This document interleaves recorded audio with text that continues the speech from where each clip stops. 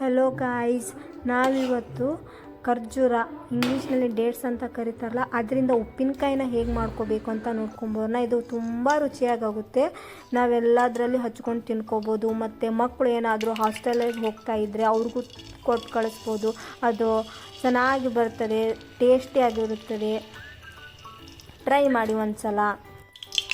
First ಒಂದು ಕರುಬಾಳಿಗೆಗೆ ನಾವು ಸಾಸಿವೆನ ಹಾಕ್ಕೋಬೇಕು, 1 ಟೇಬಲ್ ಸ್ಪೂನಷ್ಟು.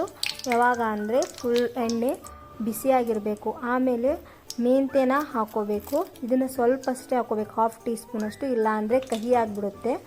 ಆಮೇಲೆ ಬೆಳ್ಳುಳ್ಳಿನ 2 ಟೇಬಲ್ ಸ್ಪೂನಷ್ಟು ಬೆಳ್ಳುಳ್ಳಿನ ಸಿಪ್ಪೆ ತೆಗೆದುಬಿಟ್ಟು ಹಾಕಿರಬೇಕು. ಇದು ಫುಲ್ ಚಡಪಡ ಅಂತ ಸಿಡಿತಾ ಇರಬೇಕು, ಆವಾಗ ಟೇಸ್ಟ್ ಇನ್ನೂ ಚೆನ್ನಾಗಿ ಬರ್ತದೆ. ಹಸಿಮೆಣಸಿನ್ಕಾಯಿನ 3ರಿಂದ 4 ಕಟ್ ಮಾಡಿಬಿಟ್ಟು ಹಾಕಿರಬೇಕು. ಆಮೇಲೆ ಅಲ್ಲನ 2 ಟೀ ಸ್ಪೂನಷ್ಟು ಹಾಕಿರಬೇಕು.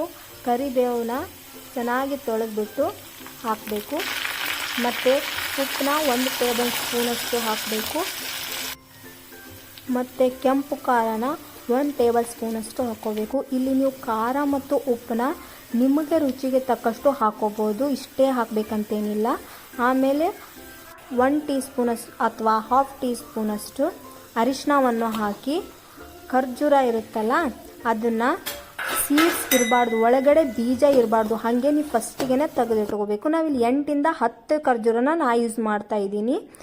ಆಮೇಲೆ ಸ್ವಲ್ಪ ಬೆಲ್ಲವನ್ನು ಹಾಕಿ, ನೀವು ಫಸ್ಟಿಗೆ ತಯಾರಿ ಮಾಡ್ಕೊತಿರ್ತೀರಲ್ಲ ಸಾಮಾನು, ಅವಾಗಲೇ ನೀವು ಹುಣಸೆಹಣ್ಣನ್ನು ನೆನೆಗೆ ಹಾಕಿ ಇಟ್ಟಿರಬೇಕು ನೀರಲ್ಲಿ. ಅದೇ ನೀರನ್ನು ನಾವಿಲ್ಲಿ ಉಪಯೋಗಿಸ್ಕೊಂಡು ಹಾಕ್ಕೊಂಡಿದ್ದೀವಿ. ಇದನ್ನು ಚೆನ್ನಾಗಿ ಕುದಿಸ್ಬೇಕು. ಕುದಿಸಿದಾದ್ಮೇಲೆ ಅದು ಈ ಥರ ಆಗಬೇಕು, ಅಲ್ಲಿ ಮಟ್ಟ ಕುದಿಸಿ ಭಾಳ ಚೆನ್ನಾಗಿರುತ್ತದೆ. ಸಬ್ಸ್ಕ್ರೈಬ್ ಮಾಡೋದನ್ನ ಮರಿಬೇಡಿ.